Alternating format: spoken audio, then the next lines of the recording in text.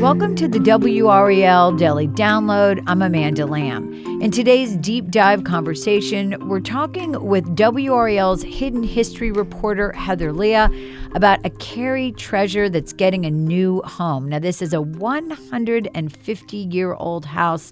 It's only one of 4 on the National Historic Register in Cary. Heather, welcome to the program. Hey, thanks for having me. So tell me, where is the Ivey-Ellington Waddell House right now, and where is it going? So right now, it's on the corner of Chatham and Harrison in downtown Cary, just a little bit down Chatham Street from Ashworth's. So this is, and I've seen it before, there's a few little stores on the same side of the street as the drugstore, and it's kind of tucked back. It almost looks like a church. Yeah, in fact, the Gothic Revival architecture style is mostly seen in churches nowadays in the remaining buildings. So this is very rare for there to be a house with that same Gothic Revival style. And it's almost kind of hidden in a way where it is. Tell me where it's going. It's going to be actually in a more public position. It is. So the home is going to be moved in February. They're already starting to take off the non-historic additions to it right now in prep for the move, so you can kind of watch it change day by day. And it's going to go to the old library site right on Academy Street, right across from the downtown park. So it'll be in a very visible location and, hopefully get a lot more foot traffic and visibility. So tell me, what is the historical significance of this house to Cary?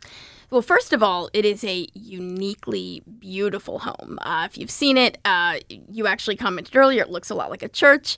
The Gothic Revival architecture style, very rare to be seen in a house nowadays. A lot of those homes have been torn down. It's got these beautiful pointed windows and a steeply pitched roof. A lot of triangle shapes in this house. It's very beautiful home.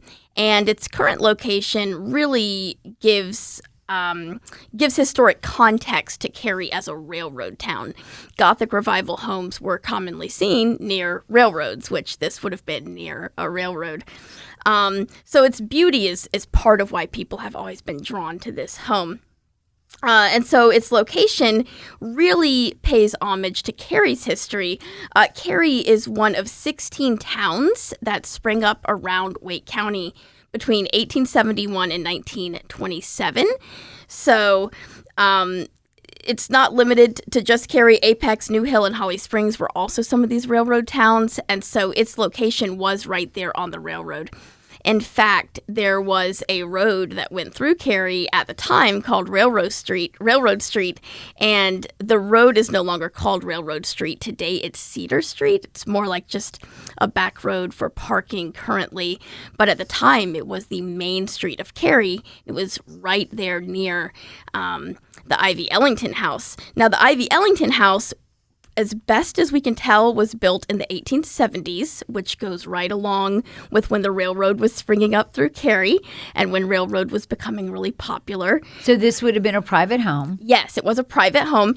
And the first known owners were Thaddeus and Mary Esther Downs Ivey. And they owned the home from 1893 until 1898.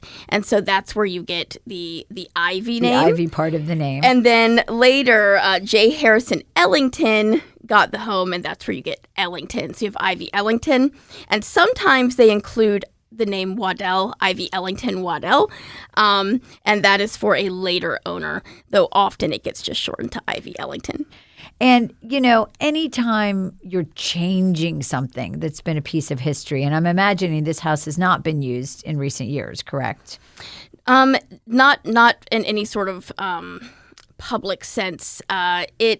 It's been mostly storage, to my knowledge. I know that the farmers market stored their things in there, so a lot of people haven't been able to see inside it. There's a lot of mystery. Yeah, right. So the yard maybe has been used for different things. I know I've seen some art displays there. So how do people feel about this move?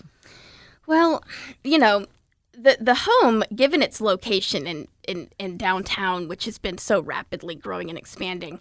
I know there had been concern and discussion and chatter in the community about will it eventually be demolished? Will it eventually be moved? And so there was a lot of concern in the community for its safety. Though I will say, having spoken to the developers, there was never any concern that the house would have been torn down. That was just chatter and concern coming from a wonderful place, people wanting to preserve the history of the city. But the house was always planned to be saved. But people have mixed feelings about it. I would say there's a chunk of people who are, of course, sad. Anytime you move a home from its historic site, you are removing it from a little bit of the context of why it was there to begin with. As we talked about, it was there right by the railroad. The way the house looks has to do with that. The land itself, we actually read in a written history from a later inhabitant, the daughter of the original inhabitants, that during the 1890s, the front yard of the house was said to have served as a campsite for people who were driving their cattle from Chatham County to Raleigh. So, this was a very bustling area at the time. And that was Esther Ivey, and she's the daughter of Thaddeus Ivey. And she remembers, she says they would bring their cattle in to water at the well in front of the home's well. And they would come from Chatham County and gather up all the cattle that they wanted to sell in Raleigh, and they would bring them through Cary, coming down Chatham Street. And sometimes, she says, they would actually drive turkeys along with the cattle. If you can, and the turkeys would take to the trees. That would have been a sight, yeah. If you can imagine, imagine downtown Cary as it is today, and cattle and turkeys just coming down the road. Rolling down the street. Yeah, that would be interesting. Well, it sounds like a lot of change is happening, and we're going to talk more about that with Heather. What's next for this house, what's next for that spot, and the development in downtown Cary. We'll be back in a moment.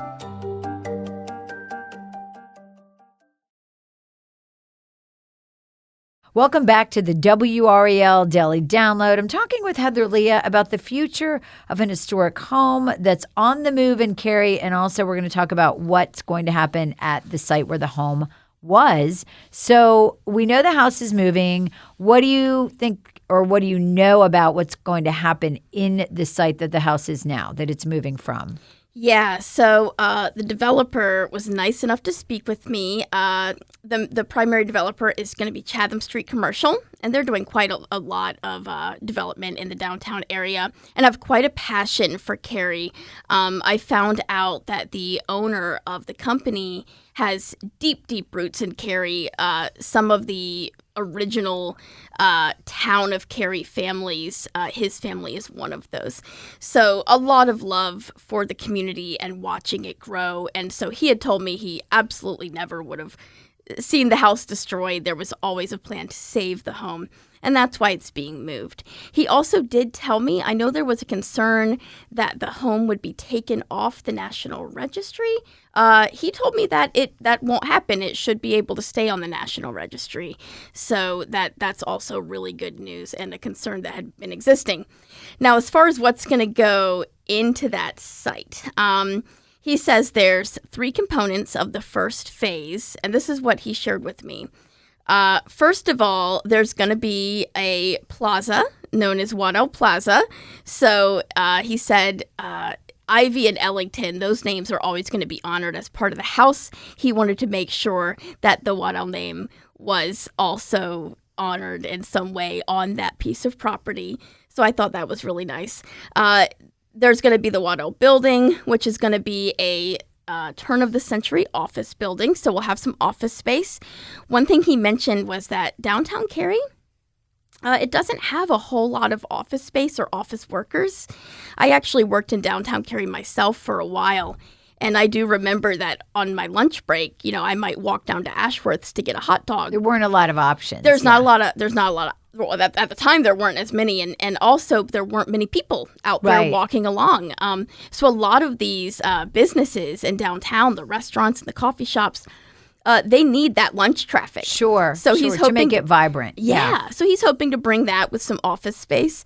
On the corner, there's going to be the Jordan Building. He's planning for it to be 4 stories. So if anybody was wondering how tall are these buildings going to be, he's looking at 4 stories. The ground floor is going to have retail and a restaurant, so kind of bring more of that shopping and food to downtown, as well as 60,000 square feet of office space. And he said historically, this part of downtown has been a commerce and business corridor. Sure. And so he wants to kind of keep true to that.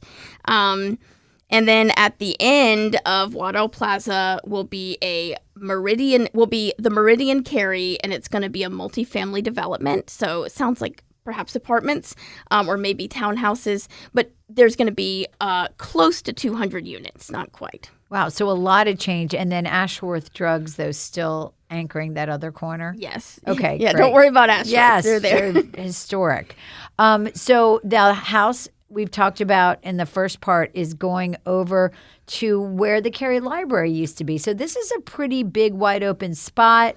It's going to be very visible. And I'm imagining at some point there will be more development around that. Right now, as you said, it's kind of acting as a park because they are building the park across the street. Yes. Yeah.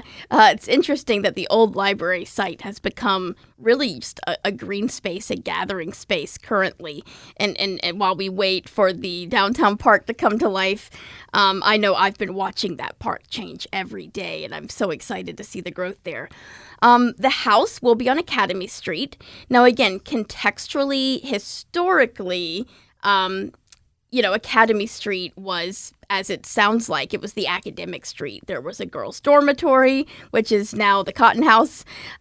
There was the Principal Dry's house, which was right on the corner. I believe it's a restaurant now. So, taking a railroad house and putting it on the academic street, historically, again, it does lose some of the context, and I do want to acknowledge that. However, I do think there's a benefit, which is that the visibility, Academy Street is no longer the academic street, right? That's what it was. It's definitely become more of the street where you go and you get, a craft beer, you go walk around at the park, you hang out at the fountain, you go look at the holiday lights and all of the amazing things they have going on there. So I think moving this house there makes sense. It makes sense at this point. And they're hoping, according to the Town of Cary's website, the plan is for it to become kind of an office space for the people who work for the park in the short term. And in the long term, again, they don't know for sure, but there's discussion about it becoming a welcome center, possibly for downtown or the park. And I do know from talking to friends of Paige Walker that there's a lot of historic treasures that the town has stored right now because they don't have anywhere to display it. So there are some people who are really hoping that maybe eventually this is a spot for it. Yeah, we can go in, we can see the Ivey-Ellington. Most of us have never been able to see inside, and then look at these treasures that have never been seen by the public as well. So that's my hope. Absolutely. And is this part of a larger trend that you're seeing as somebody that tracks history in our area? It is. I'll say this again, when you move a home, you're always going to lose some of that historic context, but moving it is so much better than demolishing it. The town of Cary recently moved the oldest remaining home in Cary, the Nancy Jones house. That was in 2021. It was quite a sight to see it on the back of a truck being carried through the streets. But they did that because the house was on property that didn't belong to the town. And so the town bought the home, moved it to property that they could keep it on to keep it safe. So when they're moving these homes, I do believe it's with the intent of preserving that history. Absolutely. Well, Heather, thank you so much for sharing this fascinating story with us, another fascinating story. And thank you for listening to the WRAL Daily Download and making us part of your morning routine. Another great way to get WRAL news is the Morning Briefing newsletter. It's a daily email waiting in your inbox every morning with Triangle news, events, and headlines to get you ready for the day. Sign up at WRAL.com/newsletter.